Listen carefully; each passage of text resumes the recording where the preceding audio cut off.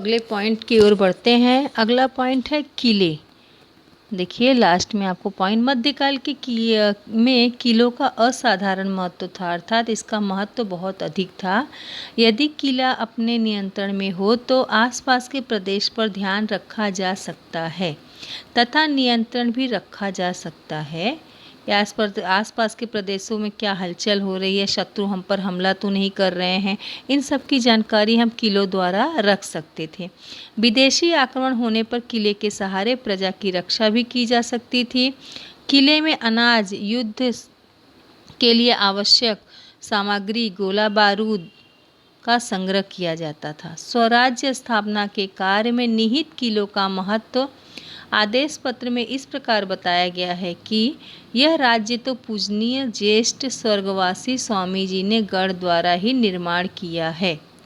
अर्थात बच्चों यहाँ पर देखिए शिवाजी महाराज के काल में किलों को बहुत महत्व दिया जाता था। किले के सहारे हम बहुत सारे कार्य को अंजाम दे सकते थे, जैसे कि शत्रुओं की गतिविधियों पर नज़र रखा जा सकता था। कोई विपरीत परिस्थितियाँ आई तो उसमें प्रजा का और लोगों की रक्षा की जाती थी। ऐसे बहुत सारे कारणों से किले का महत्व बहुत ज़्यादा था उस समय। स्वराज्य में 300 किले थे। उस समय स्वराज्य की जब स्थापना हुई थी, शिवाजी महाराज के स्वराज्य में 300 किले थे। शिवाजी महाराज ने इन किलों के निर्माण और मरम्मत पर बहुत ज़्यादा व्यय किया, अर्थात बहुत ज़्यादा खर्च किया, इसे बनाए रखने के लिए, इसे अच्छे से उपयोग में लाने के लिए। राजगढ़, प्रतापगढ़, पावनगढ़ जैसे पहाड़ी किलों का निर्माण कराया। पहाड़ों पर बच्चों चढ़ना मुश्किल है और वहाँ पर किलों का निर्माण करवाना तो अत्यधिक मुश्किल काम है, जिसे शिवाजी महाराज ने करवाया। इन विपरीत परिस्थितियों में भी उन्होंने स्वराज्य की रक्षा के लिए किलों का पहाड़ों पर निर्माण करवाया, ताकि वहाँ से वो शत्रुओं पर, आसपास के प्रदेशों पर नियंत्रण रख सके, देखरेख कर सके, नज़र रख सके। प्रत्येक किले पर किलेदार, सबनीस और कारखानीस ये अधिकारी होते थे। किले पर अनाज के गोदाम और युद्ध सामग्री का प्रबंधन कार्य देखने के लिए एक अधिकारी होता था, जिसे कारखानीस कहते थे।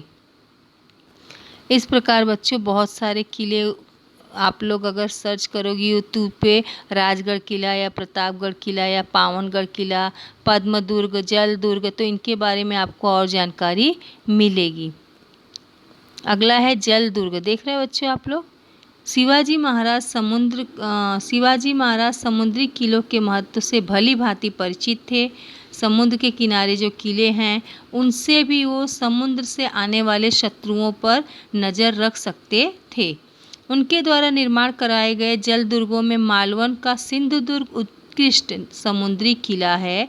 इस किले के मजबूती लाने के लिए उन्होंने उसकी नींव में, किले की नींव मतलब समझते हो ना बच्चों, जब कोई इमारत या कोई भवन, मकान हम जब निर्माण करते हैं तो नीचे देखो बहुत अधिक गहरा खड्डा खोदा जाता है और वहाँ से उस भवन का निर्माण किया जाता है, ताकि उसकी नींव मजबूत हो और उन भवन जो है वो टिकाऊ रहे।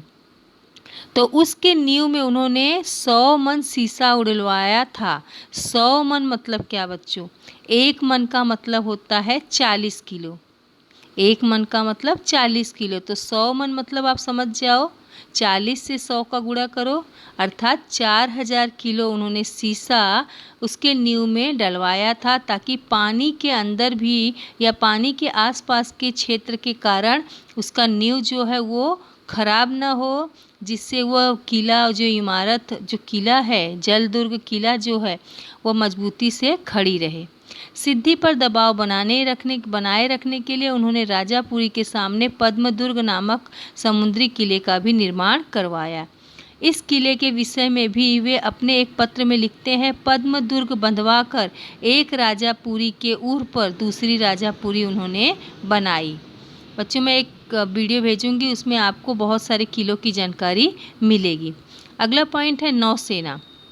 नौसेना अर्थात आप लोग जानते हो कौन सी सेना? पानी वाली सेना, है ना, जल सेना। भारत के पश्चिमी तट पर गोवा के पुर्तगाली, जंजीरा के सिद्दी, सूरत और राजापुरी के गोदाम वाले अंग्रेज स्वराज्य के शत्रु थे। स्वराज्य के ये शत्रु थे।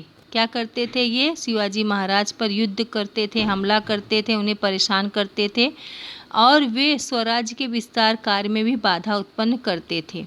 इन बाधाओं पर अंकुश रखना जरूरी था। पश्चिमी तट का संरक्षण करना आवश्यक था। इसके लिए शिवाजी महाराज ने नौसेना का निर्माण करवाया।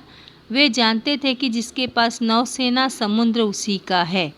शिवाजी महाराज दूरदर्शी थे। शिवाजी महाराज की नौसेना में विविध प्रकार के 400 जलपोत थे। देख रहे हो आप लोग बच्चों, यहाँ जलपोत चित्र दिख रहा है ना, गलबत और गुराब। तो ये जो युद्धपोत थे, पानी वाले या जहाज जो थे युद्ध के लिए तैयार किए गए थे। इन जलपोतों का निर्माण कल्याण भिवंडी की खाड़ी, विजयदुर्ग और मालवण में करवाया जाता था। मायनाक भंडारी और दौलत खान नौसेना के प्रमुख अधिकारी होते थे।